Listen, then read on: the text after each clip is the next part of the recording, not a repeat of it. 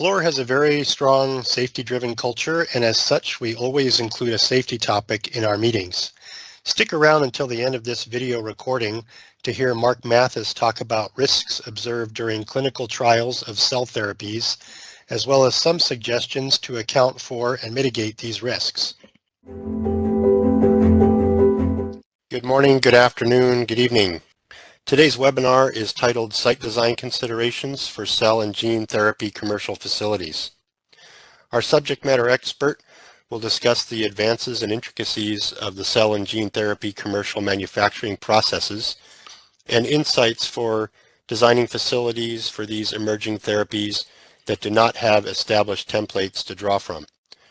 The webinar will also include a discussion on facility features, facility scale, flexibility and expansion strategies, as well as cost and scale comparisons.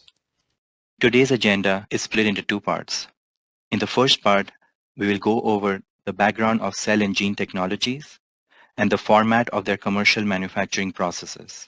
In the second part, we will talk about Fluor's resourcefulness, preparedness, and foresighted approach for enabling intelligent design and construction of cell and gene therapy facilities.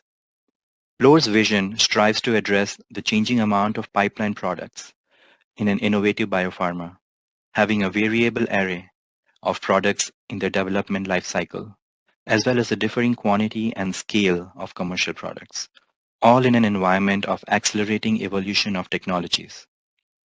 Forecasting and anticipation are critical drivers to Fluor to achieve the optimal design and capabilities in a site that will possess critical attributes on the long-term landscape, providing a competitive edge in commercialization of biopharmaceutical cell and gene candidates.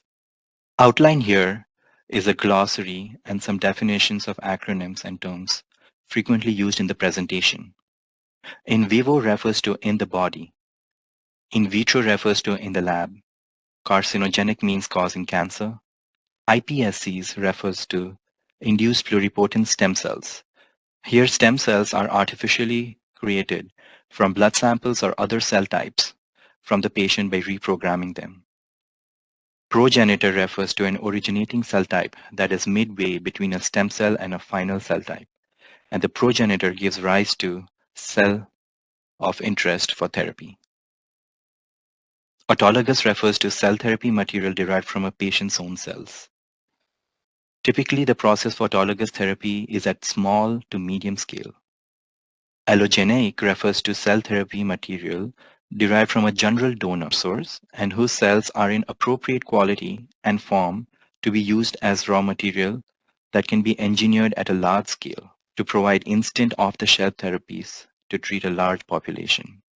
Cell and gene therapy, or CGTs, have been steadily and almost exponentially gaining presence in the biopharma industry since the late 90s.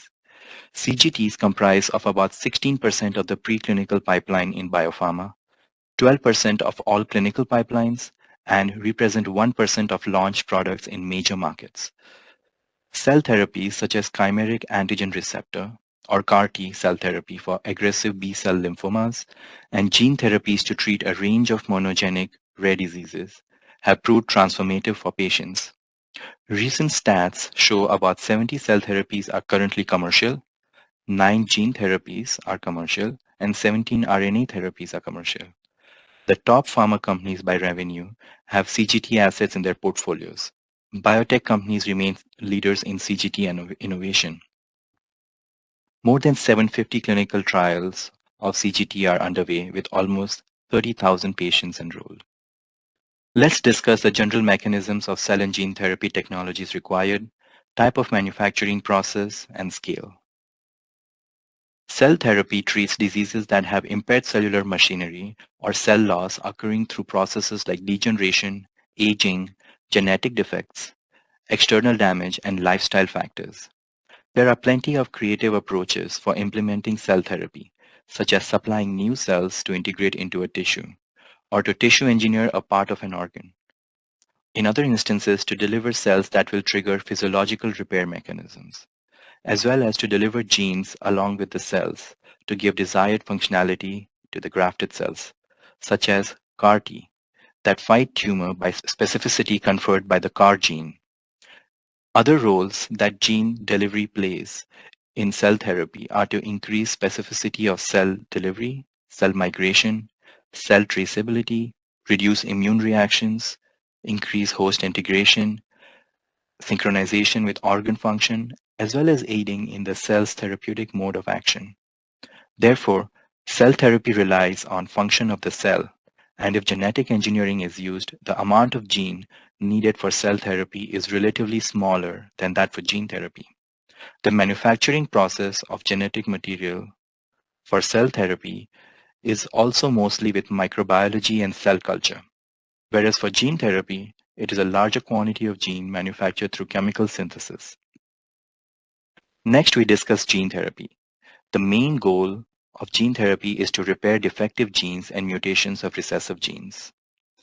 This differs from cell therapy as gene therapy is not aiming to confer a cellular action or replace lost cells and damaged organs, but rather to correct biochemical defects emerging from faulty proteins that have errors arising from mutations in the underlying genetic code.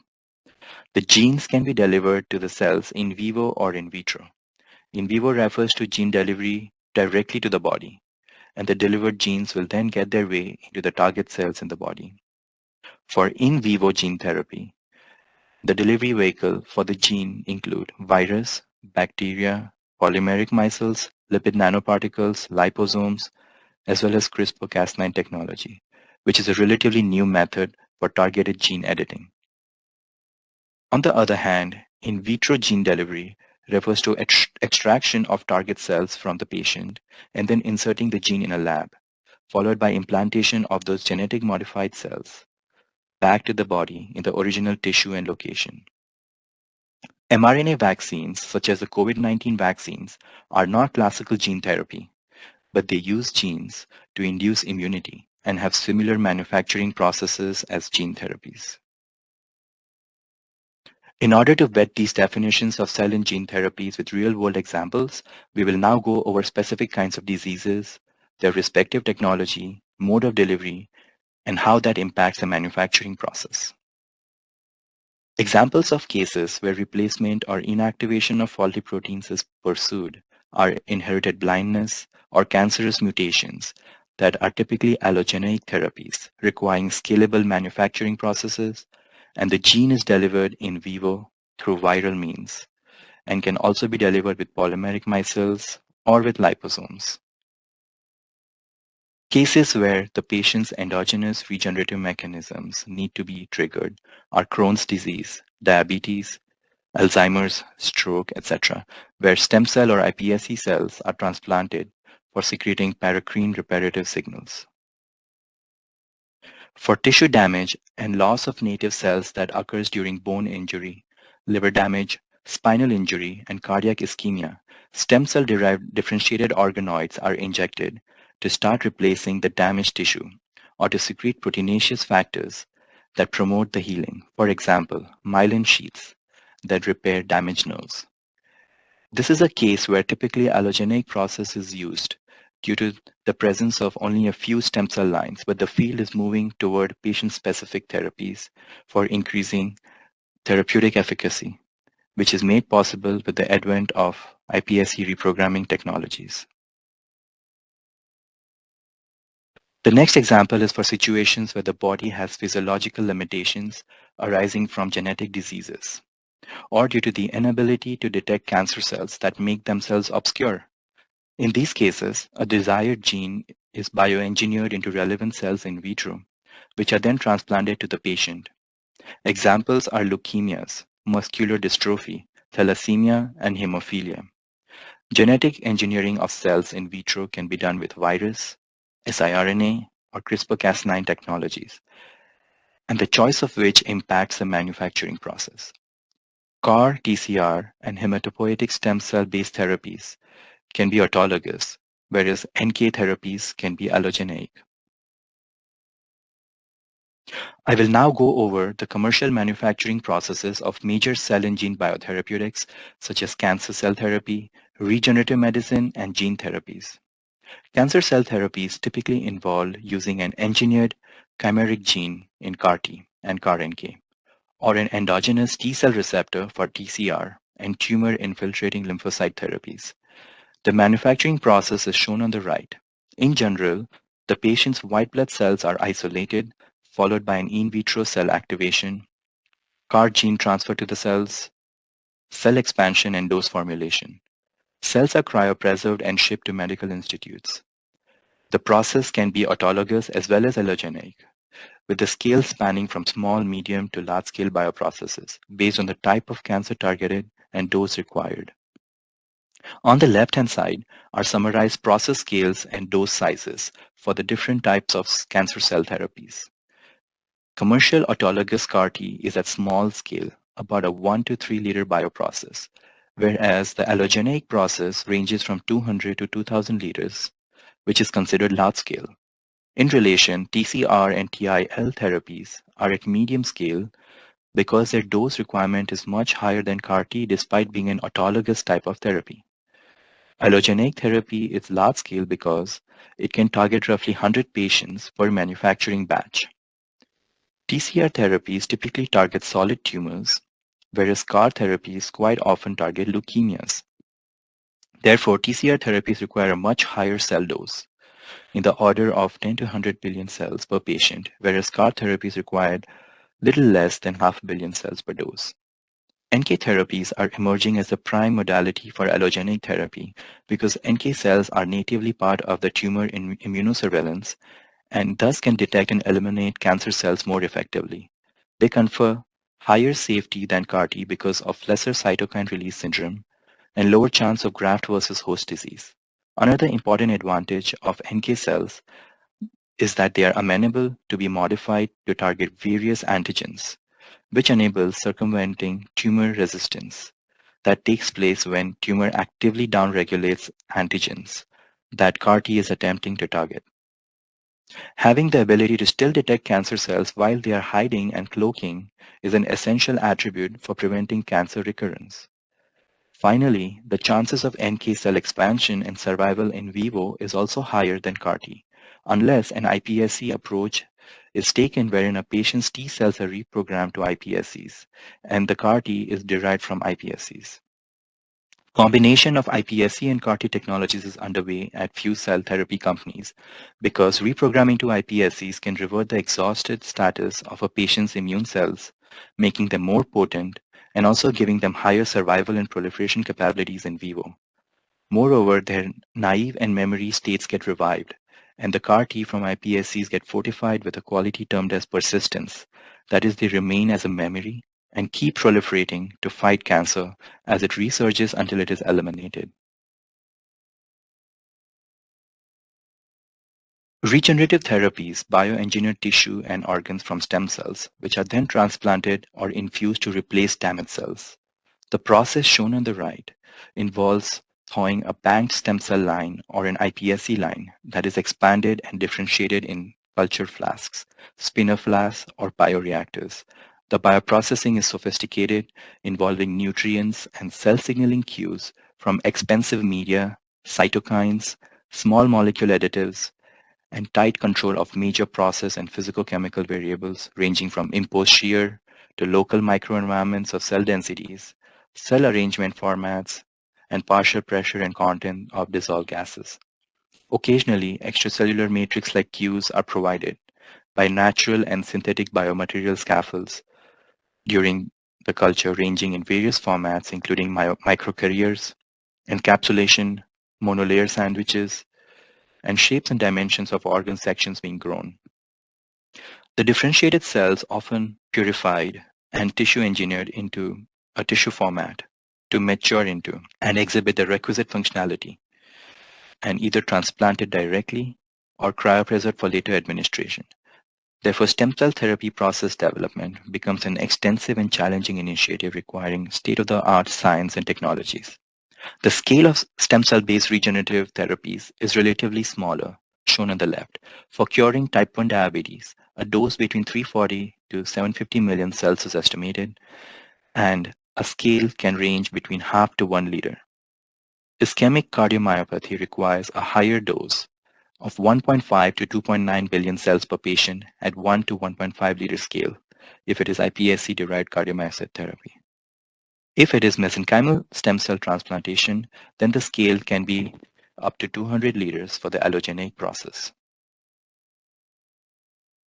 Gene therapy processes vary, ranging from chemical synthesis of small genes to E. coli fermentation of large genes and CRISPR-Cas9 technologies requiring additional enzyme production steps. While larger genes replace defective genetic material in the patient's body, CRISPR-Cas9 technology aims to directly replace a specific mutation. Besides gene therapy, oligonucleotide and siRNA therapy fall under an epigenetic mode of action because they bind to the RNA for modulating gene expression and consequently impact protein availability. These are manufactured by chemical synthesis, shown on the right-hand side. The process is called solid-phase oligonucleotide synthesis that attaches the first DNA or RNA building block, called a nucleotide monomer, to a resin, followed by polymerization steps. Initial steps involve protection of hydroxyl, 5' hydroxyl, and nucleophilic groups to prevent unwanted bonds. After linking a monomer to the resin, the detetrylation or deprotection of DMT is done to direct polymerization at the 5' end. The polymerization takes place by activation and phosphodiester coupling between monomers. The process ends with capping by acetylation of the hydroxyl end, oxidation of the linkage, and cleavage from the resin, followed by deprotection of all remaining regions. Final steps are purification and annealing to obtain a double-stranded genetic material if that is required. On the left-hand side are process scales for the various types of gene therapy. Viral vectors possessing a gene of interest and serving as their delivery vehicles are manufactured at scales ranging from 70 liters to 2,000 liters commercially. A bone marrow isolation of human mesenchymal stem cells yields 100 to 150 million cells, which are proliferated in up to 500-liter cell culture for the allogeneic gene therapy. Chemical synthesis of oligonucleotide and siRNA can go up to 1,000 liters per batch for manufacturing several hundred kilograms of genetic material a year. I will now transition to part 2 of the seminar discussing Fluor's strategy for design and construction of cell and gene therapy facilities. Timing of a new facility intent and planning is critical as we shed light on factors that impact these decisions by comparing and overlaying typical product development timeframes with facility construction schedules. Optimizing patent life and commercial readiness at the onset of regulatory approval of cell and gene drug product will be key to profitability and maximizing the market share of the biopharmaceutical company. Patents are primary form of intellectual property protection for the biopharmaceutical industry. A patent enables a period of market exclusivity or protection from competition. In the US and most of the EU countries, as well as Japan, Israel, India, and China, this duration is 20 years from the date of application.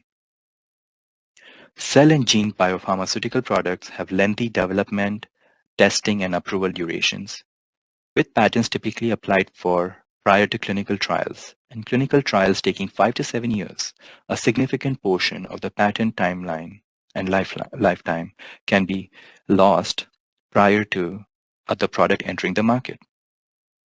Additionally, a new facility engineering, construction, commissioning, qualification, validation, and licensing is also lengthy. As a result, manufacturing logistics need to consider existing manufacturing assets or very early commitment to construct new assets to support new product manufacturing. The recent COVID vaccine development, manufacturing, regulatory release, and vaccine deployment has an almost miraculous timeline. The SARS-CoV-2 virus was identified in December 2019. China released an attenuated vaccine in June 2020, while the Western pharmaceutical companies started releasing vaccines in November 2020, a truly astonishing 7 to 12 months. This amazing accomplishment took significant collaboration and coordination between governments, public health authorities, and private companies, and is not typical for normal cell and gene development.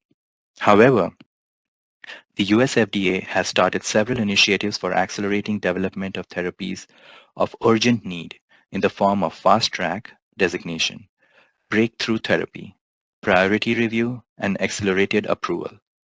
There is also government assistance for candidates designated as Orphan Drug for rare medical conditions that would not be otherwise profitable. Several cell and gene therapies potentially fall under the above-mentioned categories for acceleration and government assistance. Typical durations from the start of engineering to mechanical completion are on the order of 22 to 36 months. Typical durations for commissioning, qualification, validation are on the order of 16 to 24 months, and regulatory approval and licensing take another 6 to 12 months. Long lead equipment is a significant schedule driver. Outlined here is an example layout of cell therapy commercial facility. On the top, you see that research, process development, and analytical labs are in the same building. This is to ensure crosstalk and easy tech transfer during pre-IND early stages, as well as the similar utility requirements, equipment scales, and room classifications across these disciplines.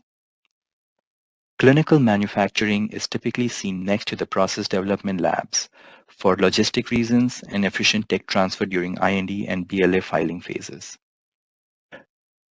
Process, analytical, and research labs would have their own satellite shipping and receiving due to differences in grade and handling requirements from the CGMP process.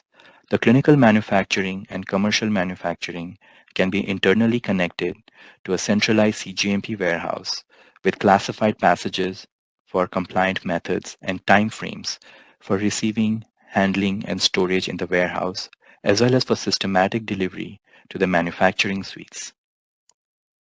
The commercial manufacturing suites can be on this campus or at a satellite location that permits ease of access to the clinics, patient material, long-distance transportation, as well as at a place where a large site can be built, and have the workforce availability for manufacturing, whose training differs from scientists and development engineers. Clinical and commercial suites are shown as separate buildings due to differences in process requirements in terms of manufacturing scale, number of lots processed, equipment requirement, utility requirements, quantity of products being handled, and the different requirement for internal logistics and specialized QC, QA, and supply chain methods. Typically, office and administrative buildings would be closer to the research and development labs for efficient handling of regulatory filings and pushing the product development ahead in its life cycle. A central utilities building is positioned to have access to all the three buildings, R&D, clinical, and commercial manufacturing, but the closest to the commercial suites, which would have the largest scale of the process and executing the highest number of lots continuously. Therefore, the commercial suites would have the maximal utility demands, and the smaller scale processes in the development labs would also have an option to use local utilities if required, and delivered cylinders due to the smaller scale of the process, but also the absence of industrial nature during the early R&D phases of the manufacturing process. Fluor's capabilities in cell and gene space range from engineering, process, and equipment consultations to design and development of preclinical and commercial facilities, with the studies ranging from feasibility, concept, through construction and validation. Fluor's active relation and ties with biopharmaceutical vendors, technologies, academia, and similar industrial projects can be a great resource and leverage for our clients. Fluor's strategy for planning and estimating facility requirements, cost, and space takes into account the uncertain trajectory of cell and gene initiatives, with changes in gamut and overlap of multiple pipeline products, progressing at different paces through the development lifecycle, with differences in technology corresponding to the various stages. For example, a biopharmaceutical company focused on having a commercial autologous CAR-T product may also be developing an allogeneic iPSC or NK-based CAR products. There may be 1 to TCR pipeline candidates in the late clinical trial phases, and maybe 1 to gene therapy, maybe with an oligonucleotide or stem cell therapy products in the discovery phase. However, this gamut of products corresponds to different technological requirements as their process differs and their scales change between discovery to commercial stages. For example, the correct combination of grade C, P, and production spaces and storage logistics for handling qualified materials will be factored based on current and anticipated pipeline candidates, as well as the level of process system closure. Utility, equipment, precision control, and automation will be factored by taking into account the varied process scales and life cycle phases. Requirements for precision, control, automation, quality assurance, and equipment that assures reproducibility gradually increases with the life cycle phases. There is also automation that expedites and synergizes discovery activities for high-throughput research and design of experiment-driven investigations, which is advisable to implement during early research and lab phases. Similarly, ensuring usage of appropriate equipment during later clinical trials that promote the translation of the process to automation during PPQ, validation, and commercial phases is beneficial. Taking these various aspects into account, we work with our clients to design a facility that will be flexible and adaptive in the future to the product lifecycle, pipeline variety, and shifting technologies anticipated down the lane. Autologous CAR-T is currently the premier transformative cell therapy that is commercially available for treating hematological cancers. Here we discuss a case study for autologous CAR-T processes in the industry, demonstrating how the typical equipment used during the research and process development phases for IND and BLA filing shifts as the need increases for process scale, dose, GMP compliance, process control, accuracy, efficiency, and reproducibility. In the first step of the CAR-T manufacturing, cell thaw and enrichment one may be using a small-scale Automax and centrifugation during the R&D phase that is replaced by Clinimax during the clinical phases, evolving into, for example, an automated Cytiva Cephia or even an end-to-end Clinimax prodigy during PPQ and manufacturing stages. Similarly, you shift from thawing cells in water baths to a more cGMP compliant method, such as a plasma therm during a phase 1 and 2, to a time-controlled instrument, for example, a ThawStar from BioLife, that is more ahead in its cGMP compliance, promoting predictable and superior critical quality attributes of the product. The next step is CAR-T gene insertion. Technologies shift from using transient methods in early phases, such as lipofectamine and maxfectin, to viral methods in later phases of research and development. Efficiencies are improved by implementing retronectin for retroviral delivery or using lentivirus enhanced with magnetic beads such as Millipore Sigma, Express Mag, and Miltenyi Max Ductin for achieving significant improvements in transduction time and efficiency. More automated and controlled options for the commercial phases include electroporation using a Lonza nucleofector. The subsequent unit operation is cell expansion, and you see the shifts from multi-layer flasks and cell stacks to closed system bags, Zuri rockers, and to fully controlled bioreactors, either adherent such as an iCELLis fixed bed, or more prevalently suspension cell culture such as Silicon Blue, Allegro, and Mobius bioreactors can provide. Wash and harvest methods shift from open system centrifugations to closed system volume reductions using CPAXs and potentially to tangential flow filtrations, depending on the process scale.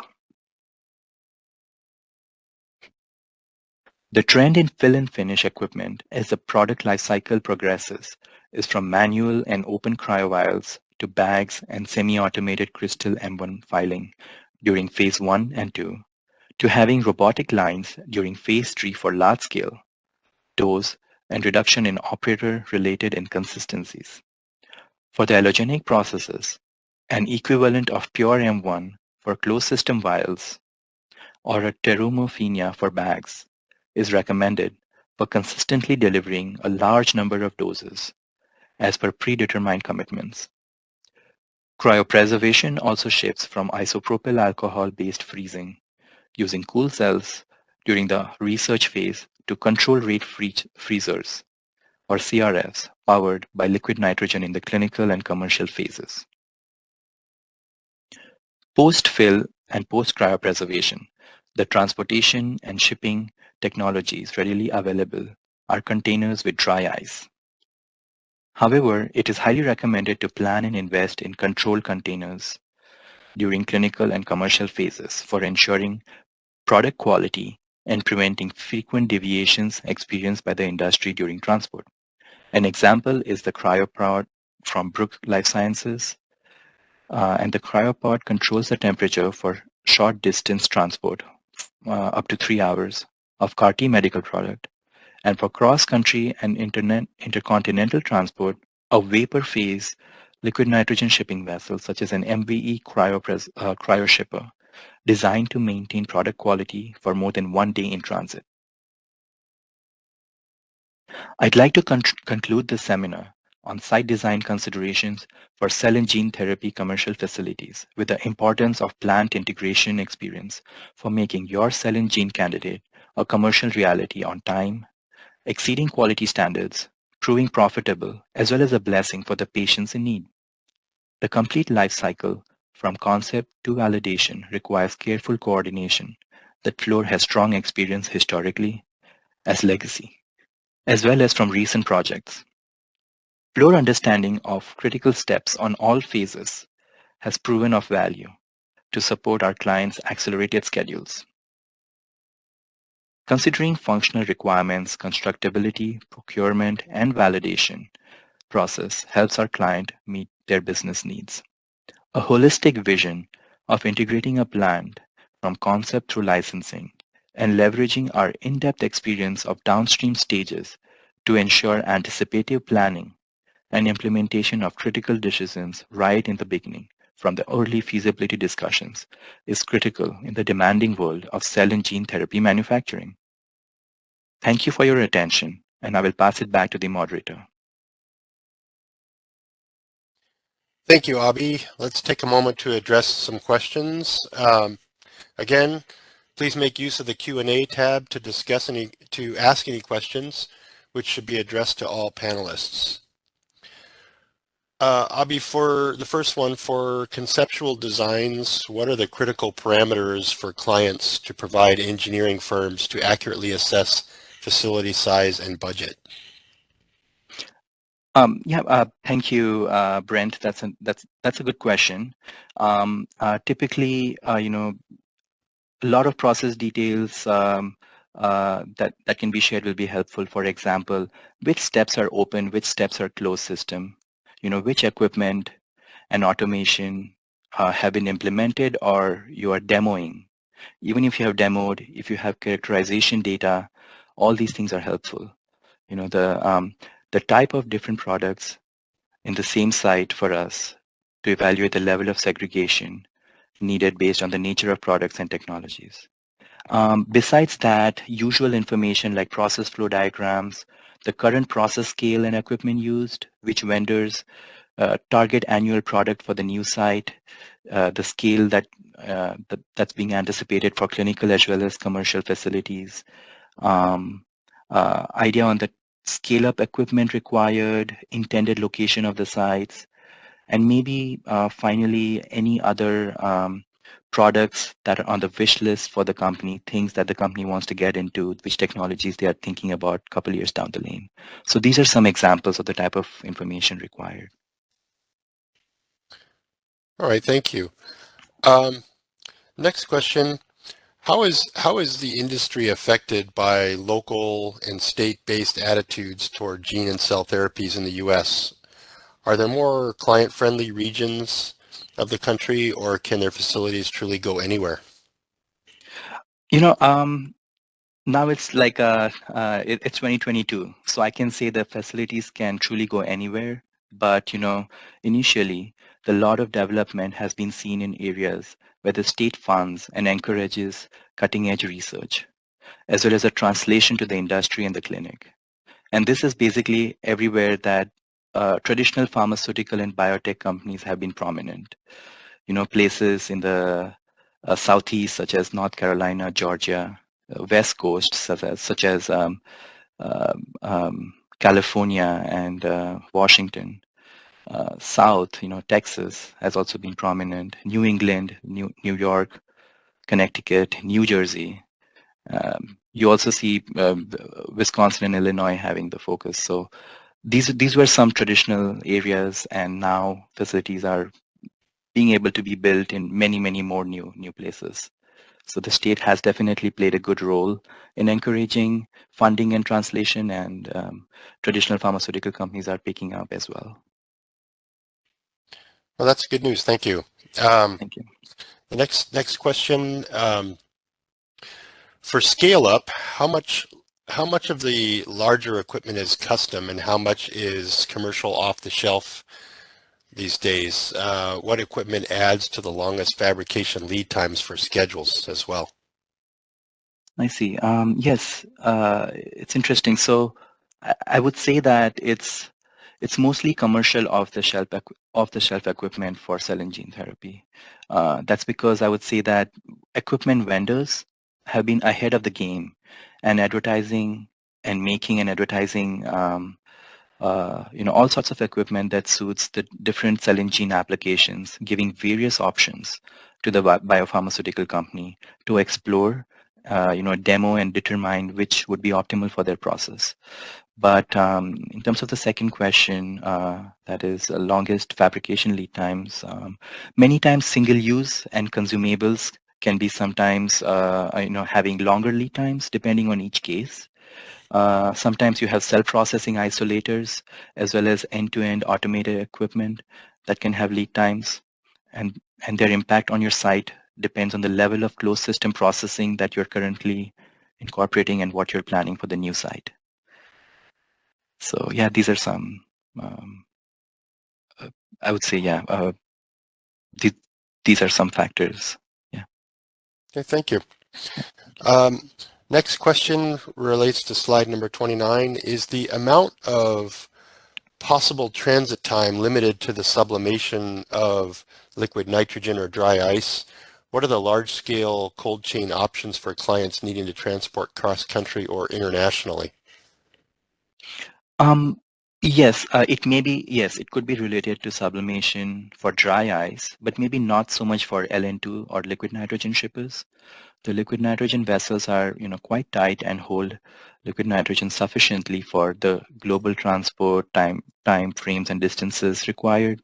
The transport durations need to be validated, obviously, by the company, and the handling procedures need to be ironed out with the carriers, the shippers, as well as airport security. But yeah, once this is in place, there are options, and you have several cold chain options for the cryopreservation temperatures and cell therapy applications. And these are emerging and can be easily found. A couple names I can think of are Your Way Biopharma Services, Modality Solutions, MNX Global, C-Safe, and also Thermo Fisher's CDMO unit, Patheon. And just to note, 10 years down the lane, we can predict a shift towards more towards a regional CGMP facility and distribution centers as opposed to centralized. So then there may be a shift on the requirement on how much global transport you may need. Hospitals may also be having some cell processing capabilities 10 years down the lane. So yeah. Okay, thank you. Next one is regarding slide number 10. Regarding industry focus, what is the percentage of cell therapy products and gene therapy products today? Well, today, yes, I would say there is more cell therapy than gene therapy, maybe 3/4 or 70 to 75% cell therapy, 30% gene therapy, but definitely the growth rate of gene therapy, the annual growth rate is a little bit higher. So 10 years down the lane, gene therapy grows at a rate of 31%, whereas cell therapy grows at a rate of 20%. So we might see the shift changing from what's right now for cell therapy to what would be for gene therapy 10 years down the lane. Okay, thank you. The next question is regarding slide number 9, I believe. How many scale-ups for cell therapy facilities are considering contract manufacturing versus greenfield? Yeah, it's an ongoing debate, and companies are looking at both options side by side, and there has been no determining factor. It's all based on how they expect the clinical trials to pan out, what investment and cost they have, how much they want to invest. So you can fairly easily build small sites or repurpose existing floors to commercial areas. So you have an option to do both. And roughly I've seen stats ranging from 40% to 60% that are using CDMOs versus building their sites. So it's sort of like one-to-one balance right now. Okay, thank you very much. It looks like that's all the questions we've received. I want to thank you again, Abhi, for this informative webinar and the time that you've spent in preparation. Thank you for the audience for attending today. It's been a pleasure being your moderator. Today's safety topic is risk observed during clinical trials of cell therapies. The following are various hazards and harmful side effects observed during recent clinical trials of some prominent cell therapies in development. 1. Neurotoxicity as a side effect of CAR-T administration. 2. Different lots and higher doses of CAR-T release varying amounts of interferon gamma once implanted, and while this is understood as one of the modes of therapeutic action, it can result in mild as well as severe toxicity and has also led to the suspension of certain CAR-T programs. 3. Stem cell-derived organoids can carry some undifferentiated progenitors due to the process's efficiency and errors associated with purification technologies. These progenitors can lead to unexpected tumor development in the patient. And 4. Mutations can occur during CAR-T engineering that are suspected to be cancer-causing, but the presence of the mutations does not necessarily dictate cancer development. It is recommended that lessons learned from challenges faced by previous clinical programs be used as points of precaution, and that similar risks be weighed while designing the clinical trials. For example, incorporate new assays to detect toxicity and profile critical genetic signatures during clinical phases to detect risk before they emerge and mitigate them by modifying the design. Another recommendation would be to expect lot-specific differences in efficacy and toxicity. Design of experiment approaches should be applied during the early dose escalation phases of the clinical trials for maximizing efficacious doses while preventing the exploration of high and upper limits during the trials that can not only cause severe harm to a patient, but also potentially put a permanent stop on the cell therapy drug candidate. The third recommendation would be to discover, develop, and implement creative technologies for detecting and repleting tumor-causing progenitors from cell culture.